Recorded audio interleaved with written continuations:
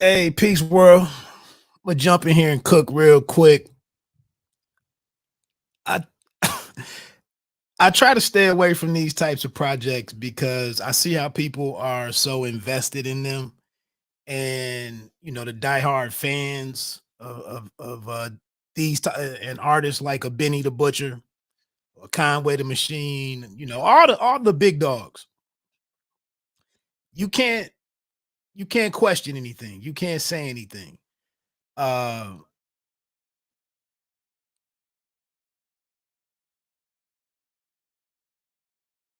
Reactions to hearing 10 more crack commandments. Person didn't say why they didn't like what I was talking about, and that's really what I try to. That's really why I offer my opinion, because I'm looking for conversation. I don't think I know everything. Uh, Shout to myself, a relatively unknown, smaller artist who recently had a project. I really dug it and talked about it. That artist subscribed to my channel the other day. I saw that, so it lets me know.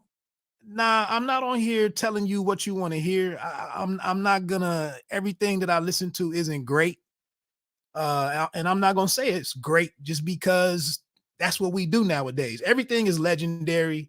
We go crazy with the superlatives and all of that. I'm not doing that. So to summarize kind of where I am with Tana Talk 4, it's a good album. Of course, Benny delivers. I will say this though, my summary of it, I feel like Benny and Alchemist were like Stafford and Cooper Cup at the Super Bowl. I felt like they really showed up and did Super Bowl winning plays. And that's not to really trash Derringer, the contributions of Derringer and Beat Butcher. Um, I'm gonna speak a little bit more. I'm gonna drive home a point that I was trying to make about 10 more crack commandments. I finally could put a finger on where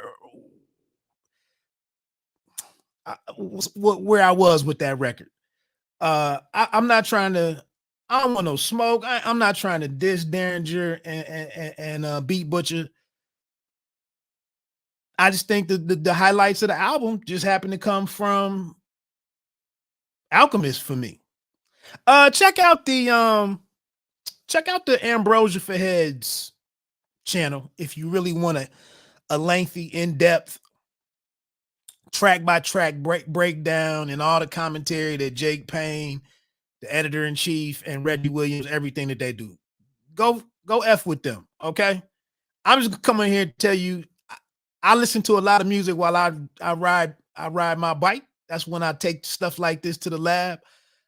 I've listened to it about 6 or 7 times now on a few different rides, and it's a good album.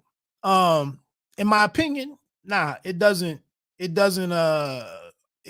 not on the same. We in March Madness right now. It's not on the same line as Tana Talk 3. I think where Benny was at that point in time in his career, and in 2018, and the message that he delivered and that he set out to deliver, I think he just did it so well, and it hadn't really been done like that. We hadn't heard an individual talk about hustling in that manner. Might be unprecedented, right? Maybe. Uh, he was locked in, and even though this man was talking about street crime and street themes and topics and all of this, it was so remarkably well done that it was intriguing.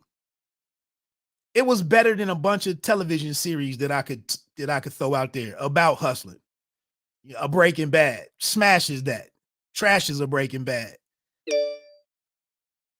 for the people that love Breaking Bad. Like, so anyway, like I said, man, I don't need to hear nothing. Who's this old head?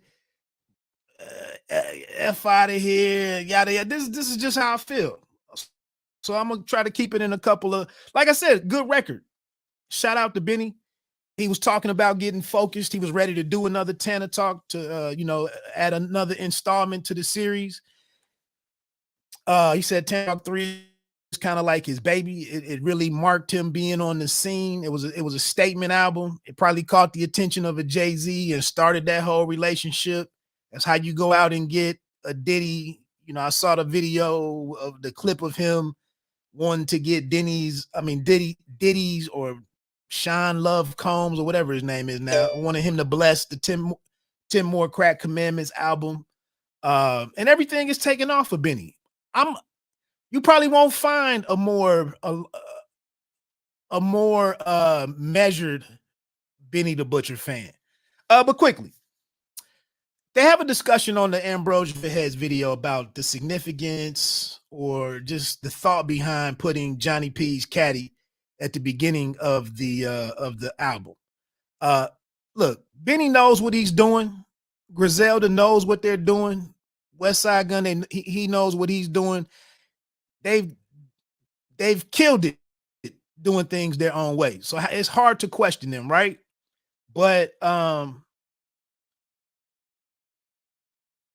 don't know. I'm a traditionalist. I side with what Reggie Williams, and I made a comment on the video, but I side with Reggie where Reggie Williams was on it. He said it should have been on the Def Jam project. It was that big for him. I don't think it needed to be on a Def Jam project. I think putting it on a Griselda project is a moment for their movement and a celebratory accomplishment, an accolade for Griselda, to pull a J. Cole over there on their thing. I just thought the album can't go up from there. In all likelihood, it couldn't go up from there. Everything, the beat was fired. The sparring between the two guys, the two MCs, is fire. The fact that it's real sparring, like things got a little out of hand in that type of sparring. Floyd Mayweather's doghouse.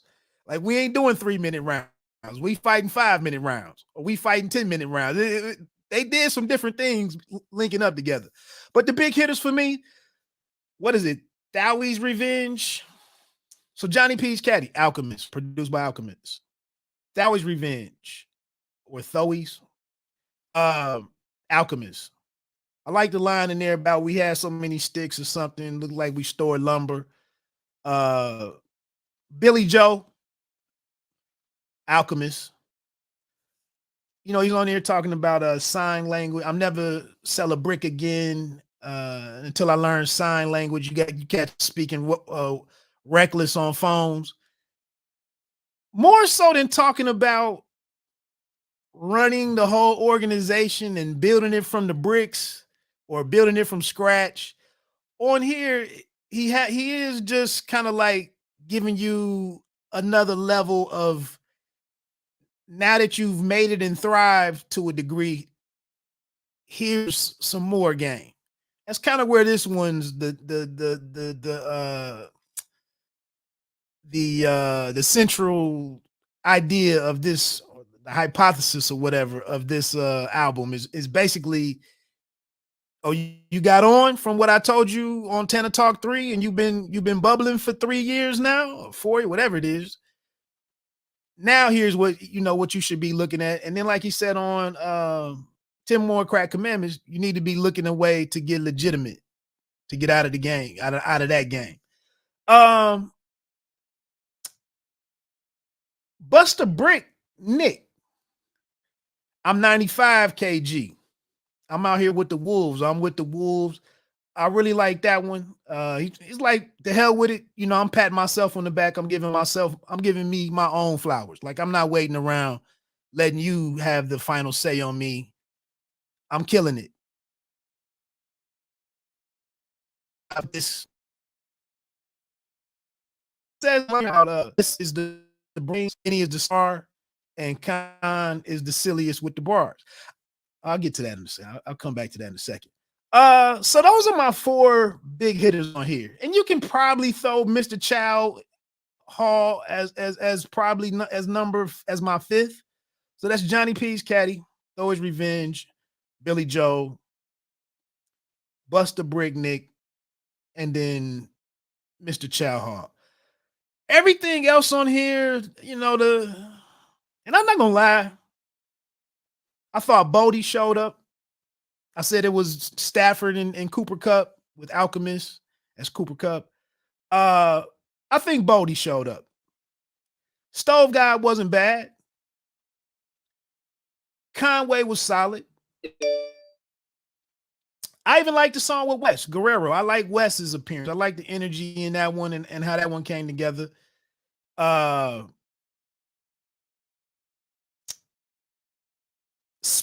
I'm a huge Spesh fan. Huge Spesh fan. I don't think I really like Spesh on that slow of a beat. It's my opinion. Not a horrible song. I think I like because Spesh has this remarkable to shout a bar,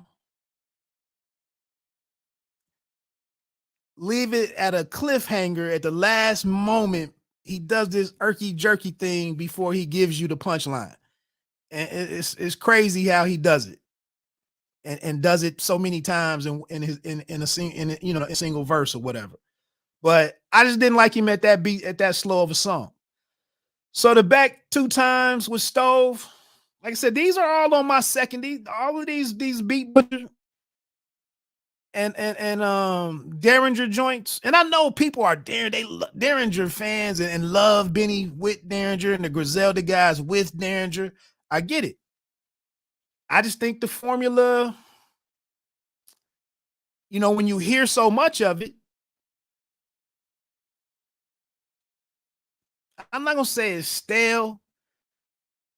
I don't know, man. I just think all the big moments on here came from Alchemist.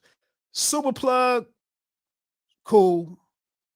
Weekends in the Perry, solid record. Like I said, I like what Bodie came in with. So let me get back to my point on 10 more crack commandments. I'm gonna wrap this up. Not every time that a big producer and an elite MC, not every time that they hook up is the producer necessarily a feature. Like Cole was a feature on Johnny P's Caddy. That's what I couldn't put my finger on.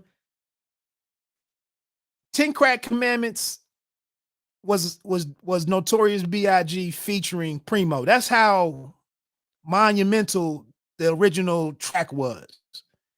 It was like, damn, that's Primo? Like, because we don't really associate Primo with the songs that truly transcend that could be a club anthem. And he did it with that. And I know it was a different record for him for the simple fact that SWV took it and reworked it as the backbone of their song Someone, featured Diddy. That's how much crossover appeal. And there's only maybe a handful of Primo tracks that truly crossed over. 10 Crack Commandments was one of them. So when I hear this beat right here, it's kind of an understated beat in a way.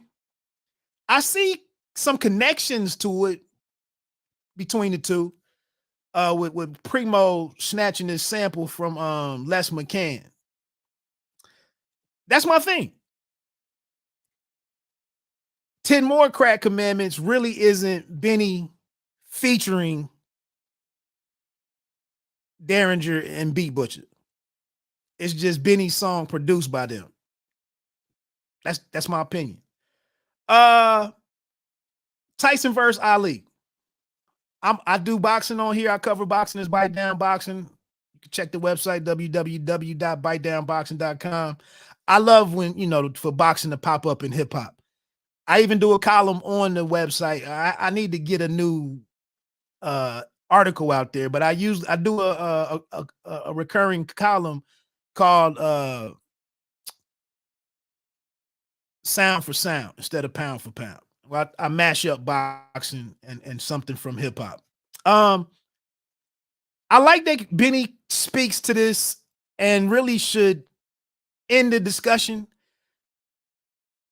I just tell you who I like the best, or who has the best, who has the better projects, or who's more consistent, or whatever, who I vibe with better. But it's just my opinion. It means I don't care between the two of them. You would never get me arguing what anybody. If someone said they like Con, I wouldn't even. I might say who I like better. I might say I'm more of a Benny fan, but Conway's album making is kind of a little bit more consistent, a little bit more adventurous, a little bit more audacious with what he sets out to do with his projects in a way. But he says this line, y'all do all of this and it's so confusing, and don't even know that when I'm out here killing it, Conway is somewhere rooting. And I'm gonna say this was another sports reference. I said Cooper Stafford when nobody was available at the end of the game, and by the end of by the end of the third quarter, it was just Stafford and Cup on offense. Another sports reference. This was killing me when people were saying like Klay Thompson needs to leave Golden State so he can get some credit. For what? For what? Like, that's what fans sit back and try to drive wedges and split up so that he can get his credit. Or people need to know. Why would Klay do that? Why would you leave the best team, the best organization, the best chemistry, the best system, the best court, the bearing and distribution of the balls, and the way that all the roles are interchangeable? Why would you leave that? And it was like, leave them to go to LA and get a ring there and help LeBron, and how you gonna get your shine being a part of LeBron's thing? It made no sense to me. So it's no need for me to sit here and engage in who's better between these two. And I mentioned, in the Mr. Chow Hall, he was like, hey, Wes is the brains. I'm the star. And I think that's what you get with Benny. A little more charismatic.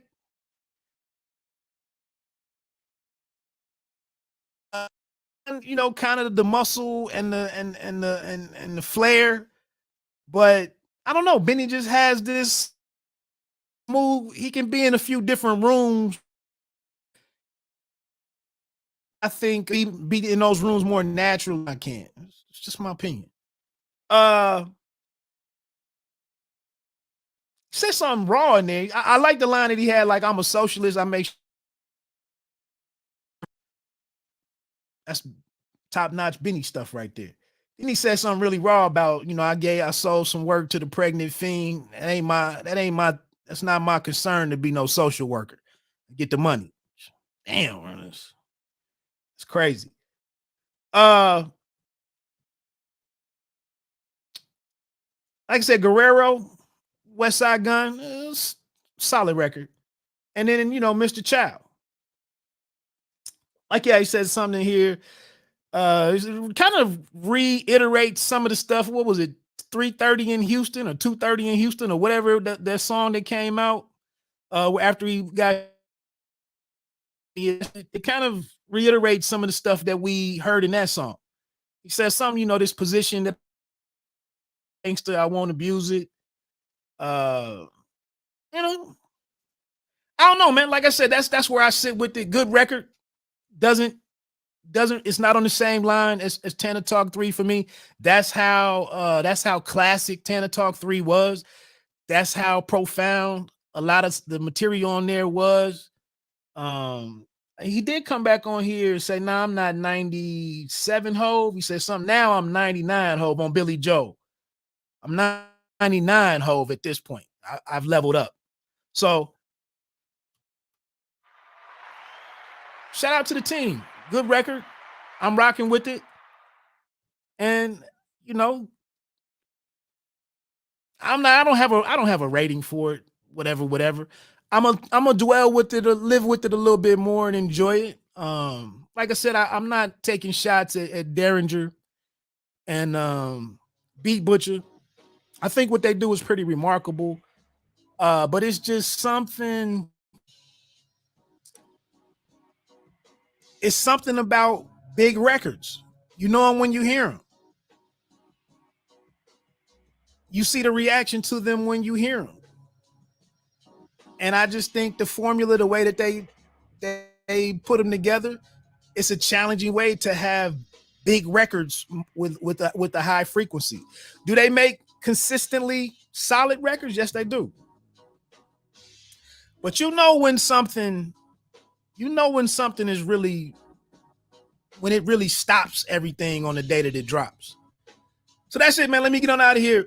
Pay me no mind, sports and entertainment. You don't have to be great to start, but you have to start to be great.